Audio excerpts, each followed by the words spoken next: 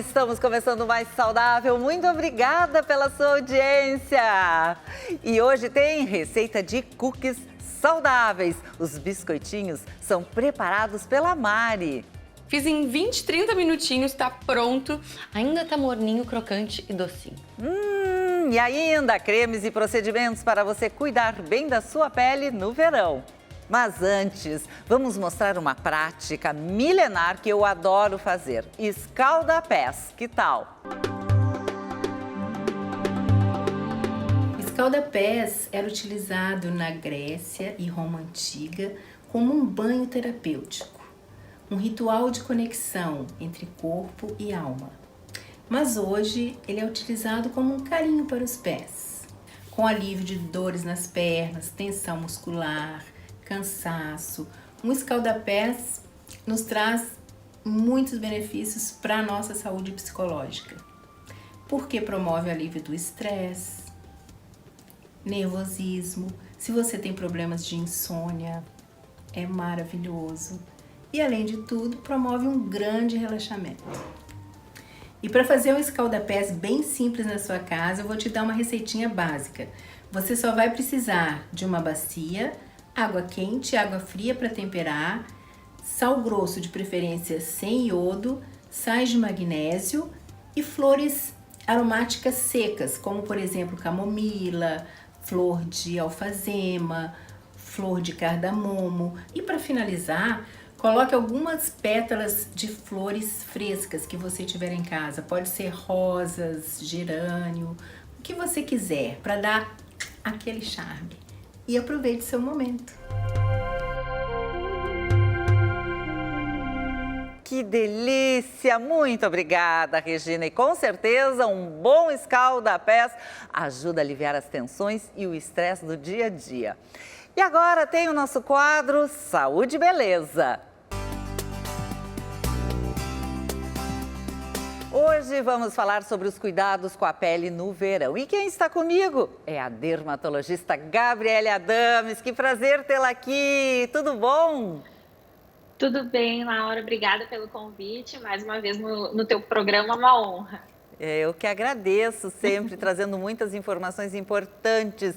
E agora o cuidado com a pele. Semana passada já falamos sobre diferenças entre filtros solares, mas é sempre bom a gente chamar a atenção sobre a importância de usar o filtro solar. E qual é a quantidade, como usar? Sabe que com a evolução da tecnologia e com as pessoas cada vez mais preocupadas com os danos solares na pele, no cabelo, enfim, tanto por questões estéticas quanto por questões de doença, existem várias opções de filtro solar, né? A quantidade ideal, respondendo especificamente essa pergunta, é a regra da colher de chá, né? Então, uma colher de chá para a área do rosto e pescoço, uma colher de chá para cada braço, uma colher de chá para o abdômen e 2 para as pernas. Só que, claro, com essas tecnologias existem essas outras maneiras de proteção solar, como as roupas com filtro solar, né? Os pacientes perguntam muito, será que funciona? Pacientes esportistas, em crianças, funciona sim. Eles chegam a ter um filtro solar de até 99%, podem ser usados tanto chapéus quanto blusas, camisetas e serem usados em qualquer idade, que é uma vantagem, porque antes dos 6 meses não podem ser usados filtros solares em crianças. Além disso, existem as cápsulas de filtro solar, com uma substância que é muito divulgada na indústria, que é o Polypodium leucotomus. Ele é um antioxidante derivado da planta de samambaia e sim, tem evidência científica, protege contra o sol, ele não substitui o filtro solar passado na pele, mas ele é um plus. Eu gosto muito de passar em fórmulas manipuladas para paciente que tem melasma, paciente que tem manchas e até os pacientes com história de câncer, homens e mulheres que querem cuidar mais da sua pele e se preocupam com essa questão, sendo tanto o foco estético quanto o foco da saúde, por uma história familiar.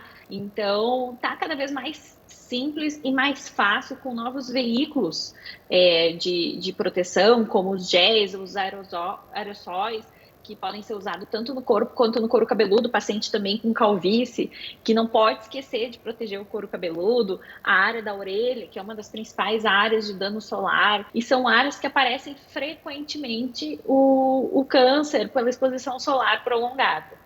E nós devemos usar filtro com ou sem cor? Sempre que possível com cor, né? Antigamente tinha um mito que se a gente fosse para a praia com maquiagem iria manchar. Pelo contrário, porque a maquiagem ou o filtro com cor faz um bloqueio da luz, ele faz uma reflexão da luz, por causa do óxido de ferro, que é uma substância que faz como se fosse um escudo, né?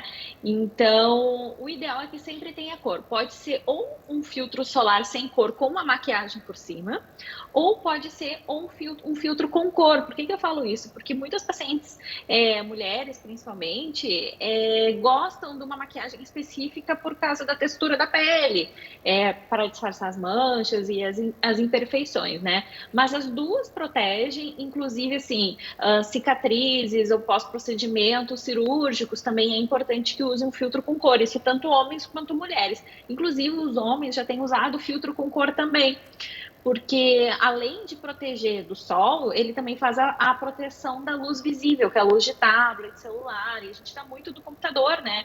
E esses filtros, eles têm com cor, eles têm um veículo que ele não chega a fazer uma maquiagem muito pesada. Ele faz mais como se fosse uma uniformização. Então, o paciente homem não se sente maquiado e está muito mais protegido. E como proteger os cabelos? Isso é maravilhoso, é algo que a gente tem estudado cada vez mais, né?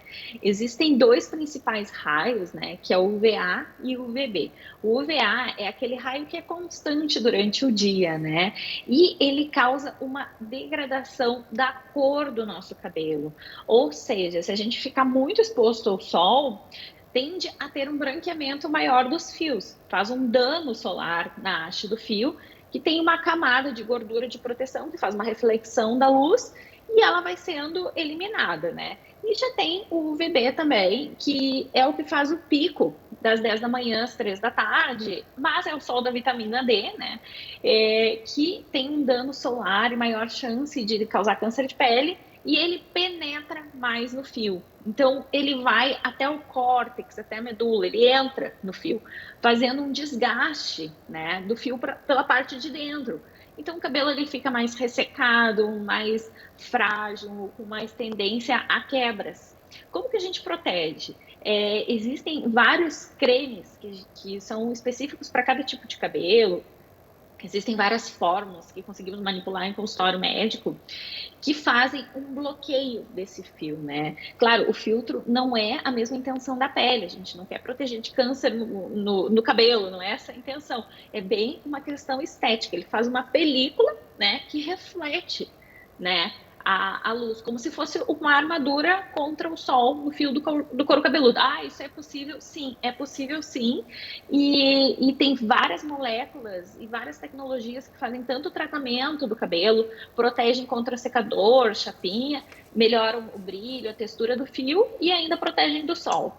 Bom, muitos assuntos importantíssimos em relação aos cuidados com a pele. Nós vamos continuar falando sobre isso no segundo bloco e saber também quais são os procedimentos estéticos que a gente pode fazer agora no verão. Vamos para um rápido intervalo e já voltamos com a doutora Gabriele Adames.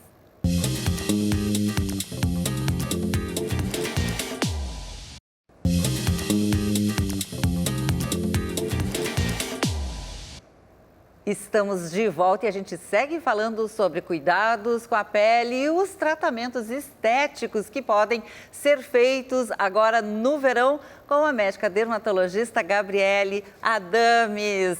Bom, agora, nessa época, nem tudo podemos fazer, ou isso é mito. Por exemplo, tratamentos com ácidos para o rosto podem ser feitos?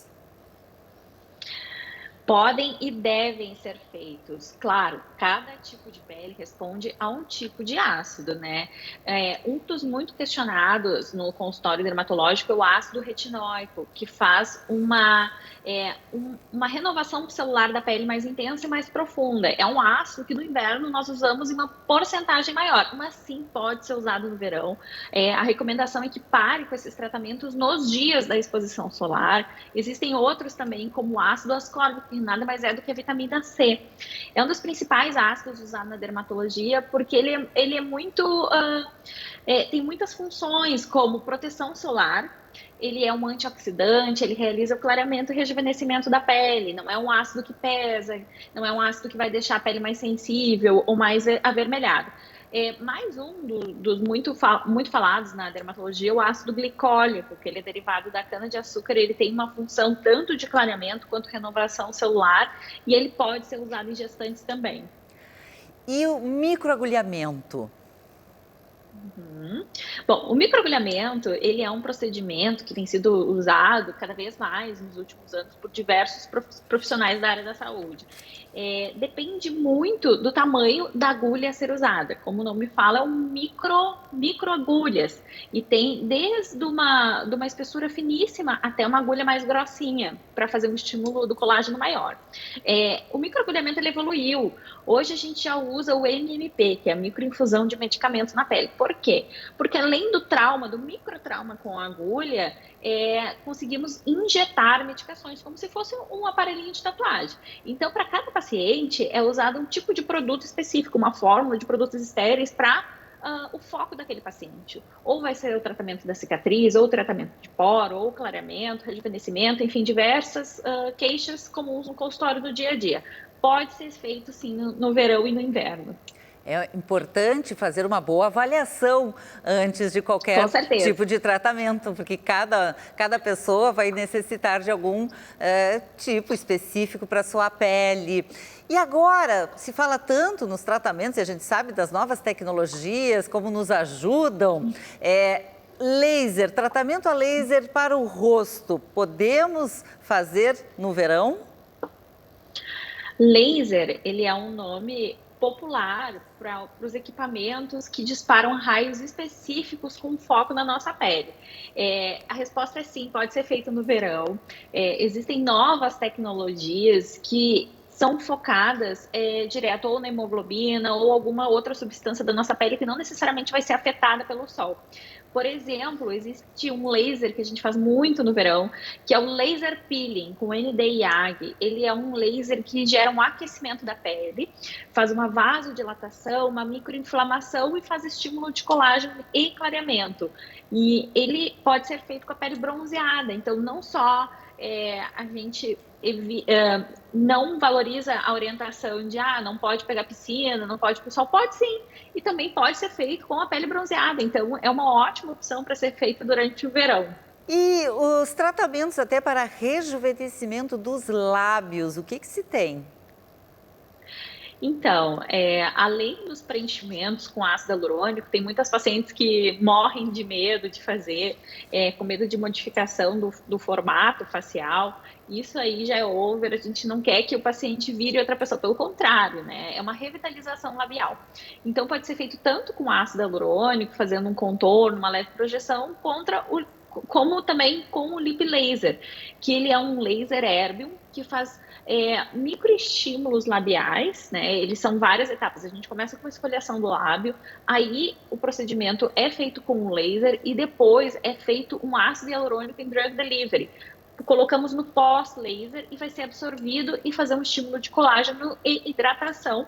Pode ser feito no verão, é muito legal fazer antes de uma festa, porque ele faz esse volume labial com naturalidade, principalmente para os pacientes que têm medo ou de injeção ou têm medo de modificar o rosto. E o tratamento com ultrassom micro e macro focado? Então, essas são uma das novidades que temos no consultório, que são os ultrassons micro e macro focado. São equipamentos que geram uma microcoagulação do nosso músculo. Ou seja, a pele não acontece nada, o paciente sai exatamente como entrou no consultório e por causa desses microaquecimentos, existe um estímulo de colágeno, uma contração muscular. Então, para que ele serve, né? Ele tem uma ponteira tanto para gordura quanto para flacidez e pode ser usado tanto para o rosto quanto para o corpo.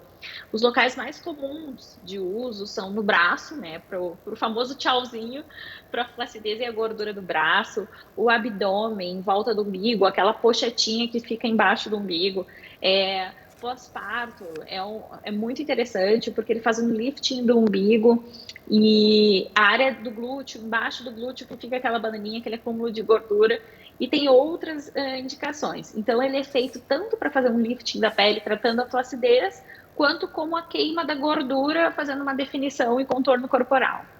E a duração do efeito desses resultados, qual é? Duração é sempre difícil falar, porque depende muito do grau de flacidez do paciente ou do índice de gordura corporal. Mas, por exemplo, a gordura que é eliminada, ela não retorna, a não ser que o paciente volte a acumular gordura. Ou seja, se ganhar peso novamente, vai acumular gordura no local e vamos ter que repetir o tratamento. Mas, caso tenha uma boa dieta, alimentação, aí realmente ele tem uma durabilidade não tem como dimensionar, poderia até dizer eterna na célula que foi eliminada de gordura. É sempre importante a gente fazer um controle alimentar, fazer atividade física, né? Não existe mágica, as pessoas, se querem resultados eficientes, é uma dobradinha, claro. E ainda dá tempo de perder aquelas gordurinhas a mais agora no verão?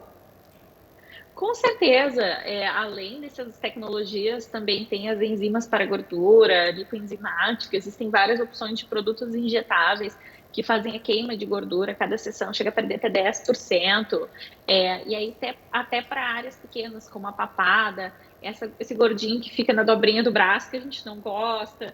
Então, o resultado ele vai vindo progressivamente.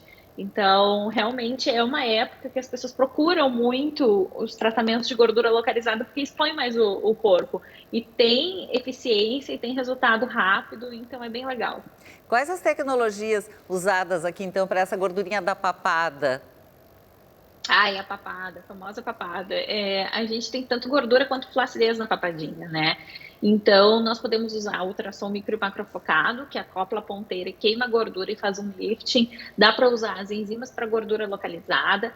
Também temos os bioestimuladores, como Sculptra, Radiesse, que são colocados na lateral, não são colocados na papadinha para fazer um lifting, por causa do estímulo de colágeno, ele estica a pele, né? Que é o famoso lifting não cirúrgico, e também os fios de PDO, né, que está muito em alta e são fios absorvíveis, compatíveis com o nosso organismo, chegam a ter uma durabilidade de 2 anos. Claro, a gente continua envelhecendo sempre, então é importante uma manutenção dos tratamentos, mas são colocados na lateral e fazem um lifting também, evitando uma cirurgia plástica.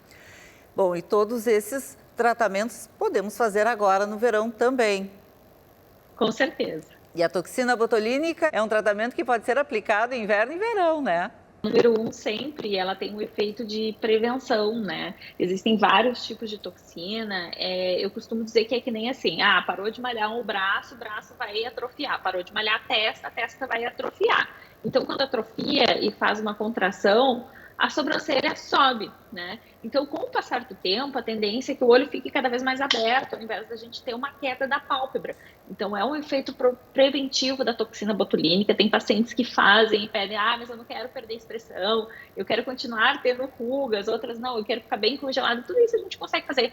Claro, não super arquear, a gente quer naturalidade nos procedimentos, sim, para o paciente melhorar a autoestima, que isso é a base de tudo, né? E de maneira natural também. Isso que é muito importante. Muitíssimo obrigada, foi um grande prazer conversar contigo. Muito obrigada. Sempre trazendo informações para a gente ter o cuidado com a saúde e com a nossa estética também, né? Porque afinal é um autocuidado, um autoamor que a gente deve ter, mas para isso a gente tem que saber onde procurar, com quem aplicar todos esses tipos de tratamento. Obrigada. É verdade. Obrigada, Laura. Até mais. E até mais, até a próxima. Até. E agora tem Guria Natureba, Mari, que sabe preparar receitas deliciosas e saudáveis. Não tem erro, eu aprendo muito com ela e quem ainda não segue a Mari no Instagram está perdendo dicas, olha, que fazem muita diferença na preparação de doces e salgados. Então, siga a Mari, é @gurianatureba. Vamos à receita de hoje? Fala aí, Mari! Quem não ama cookie, hein? Fiz em 20, 30 minutinhos, tá pronto. Ainda tá morninho, crocante e docinho. Acho que vocês vão amar. Essa receita foi criada pensando no meu pai, que é o rei do biscoitinho.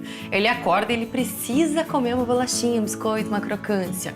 Só que ele é daqueles que consome só industrializado, né? Aqueles que a gente não curte. Então eu criei uma receita fácil de fazer, gostosa e que pesca o meu pai. Os ingredientes são fáceis de encontrar em qualquer lugar, vocês devem ter em casa e se não tiverem, são super acessíveis, tá? Vou até já sugerir algumas substituições para vocês. Hoje eu vou usar a farinha de amendoim, que pode ser substituída por farinha de amêndoa. Vocês podem comprar até amêndoa e triturar em casa. Pode ser substituída por farinha de castanha de caju, mas sempre uma oleaginosa, tá? A gente precisa de uma farinha com gordura. A de coco eu não sou muito fã, acho que resseca demais. Então, olha só, vou mostrar pra vocês a textura dessa farinha de amendoim. Ela não pode estar super granulada, porque senão a gente não vai sentir aqueles pedacinhos do amendoim ou das outras oleaginosas na receita. Além disso, ovo, clara do ovo. Especiarias, pode ser canela, cardamomo, gengibre em pó, cravo em pó, o que vocês tiverem. Eu vou usar canela e cardamomo. E açúcar. O açúcar que eu vou usar é o mascavo. Pode ser açúcar demerara, açúcar orgânico, açúcar de coco. Esses são os melhores, tá? Se vocês usarem o açúcar demerara, que ele é levemente granuladinho, vocês ainda vão sentir uma crocância maior, fica super gostoso. Mas a gente tem que usar o que tem em casa, né? É pra ser fácil. O preparo dessa receita é super fácil, em meia horinha tá pronto e combina muito bem com chimarrão. Dica importante: xícara medidora. Quando a gente cozinha salgados, isso não é tão importante. Mas no momento que a gente faz doces, bolos, pães, a gente precisa usar a xícara medidora. Por quê, Mari? Porque as pessoas costumam errar nas receitas nesse momento. A receita desanda, não dá certo, porque as pessoas não medem direitinho. Isso é uma caneca, tá? Muita gente usa como se fosse xícara. Se eu colocar a quantidade dessa xícara aqui na minha caneca, a receita não vai dar certo. Olha só, peguei 3 xícaras diferentes que eu tenho em casa para vocês verem a diferença de tamanho delas e como realmente não tem como uma receita dar certo se a gente não usa colheres e xícaras medidoras. Olha a diferença dessas xícaras. E essa é a minha xícara medidora. O diâmetro delas tem praticamente a mesma medida, mas olha só a altura. Então, xícara medidora para vocês. Viram como essa farinha tá bem granulada, não tá super fina, então fina demais não vai ser legal para essa receita. Vou colocar os secos juntos, um pouquinho de cardamomo, mais ou menos uma colher de chá. Lembrando que a gente que cozinha muito tem noção de medida no olho, né? Mas olha só, xícaras medidoras também são super importantes na cozinha. Vou colocar um pouquinho de canela. Açúcar, esse a gente tem que medir. São 4 colheres de sopa. Ah, detalhe. Isso não é uma colher de sopa, tá? Uma colher de sopa é isso aqui, ó. Passa o dedinho em cima. Isso é uma colher de sopa. Pegou? 4 colheres de sopa. Então, olha só, misturar bem. Tudo misturado aqui. E é bem importante essa próxima dica que eu vou dar. A gente precisa de uma clara de um ovo grande, bem grande. Se vocês não tiverem ovos grandes em casa, tudo bem, pode ser de 2 ovos. Então, eu vou mostrar a textura que a gente precisa chegar para que essa receita dê certo. Se for um pouquinho de ovo a mais, não vai ter galho. Se for uma quantidade menor de claras, o que vai acontecer? Ele vai ficar muito ressecado, não vai dar liga. Então, agora eu vou quebrar as claras aqui e vou bater num pote maior para facilitar a minha vida. Lembrando que a gente sempre tem que quebrar o ovo separadamente, né? antes de misturar o resto da receita. Separando. Que desastre! Pô! Eu precisava separar a gema da clara, tá? Mas aconteceu isso, então o que a gente ia fazer? Vai fazer de novo, né, Fabrício? Mais uma tentativa, né? Porque a primeira não deu certo. Separar a gema da clara. Mariana. Pronto. Geminha separada. Vou colocar aqui nesse pote e dar uma batidinha. Detalhe, já tô com um ovo aqui na espera, o segundo ovo, porque vá que a gente precise, né? Os ovos têm muita diferença de tamanho um pro outro, principalmente quando são orgânicos. Então, talvez precise de um pouquinho a mais. Vamos ver. Se liguem na textura. Misturar agora a farinha, o açúcar e as especiarias. E pensei numa coisa aqui, que quando o doce fica muito bom quando tem um toquezinho de sal, né? Vou colocar um salzinho. Acho que dá um toque especial. Não precisa ser muito não, tá? É até pra ajudar a ressaltar o sabor da receita. Então, hora de misturar e checar se esse ovo foi suficiente ou não. E não desiste na primeira misturada, tá? Vai lá, insiste. Olha só, nem precisou do outro ovo e eu jurava que eu ia precisar. Venham aqui ver a textura comigo. Dei uma limpadinha aqui, uma organizada na bancada, porque isso é importante também. Toda vez que vocês forem fazer receita, se organizem, façam um mise en place, vão lavando aos poucos para não ficar uma bagunça completa na cozinha, porque senão a gente se irrita, né? Forma untada sempre, tá? Eu gosto de usar esse pincel de cozinha e dar uma espalhadinha com óleo de coco ou manteiga pra nada grudar e pra ser mais fácil de lavar depois também, né? E agora, pra moldar, a gente só precisa de 2 colheres. E vai passando de uma colher pra outra. E tá pronto, não tem mistério, tá? Pode fazer bolinhas. Eu tô fazendo formato de quibe aqui. Mesmo jeito que as pessoas costumam fazer quibe. Claro, tem gente que faz na mão e esse aqui não daria pra fazer na mão, mas na colher funciona muito bem.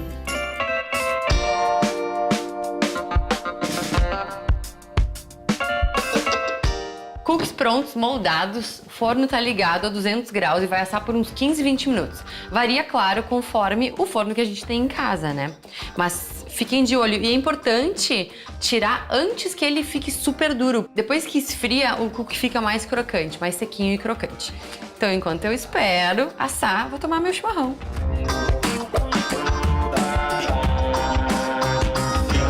Cookies prontinhos. Depois que eu tirei do forno, eu esperei uns 20 minutos, porque eles precisam esfriar. Depois que esfria, eles ficam bem mais crocantes. Quando eu tirei do forno, tava maciozinho ainda. E ó, vou mostrar pra vocês como fica.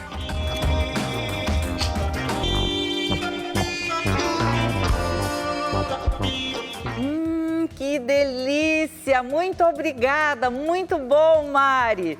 E o programa vai ficando por aqui. Se você quer rever os conteúdos do Mais Saudável, é só entrar no canal da Band no YouTube. Você também pode acompanhar no Instagram e no Facebook. Se você quer me seguir no Instagram, é bem fácil. @LauraMedinaSaúde. Um ótimo final de semana para você. Até mais. Tchau, tchau.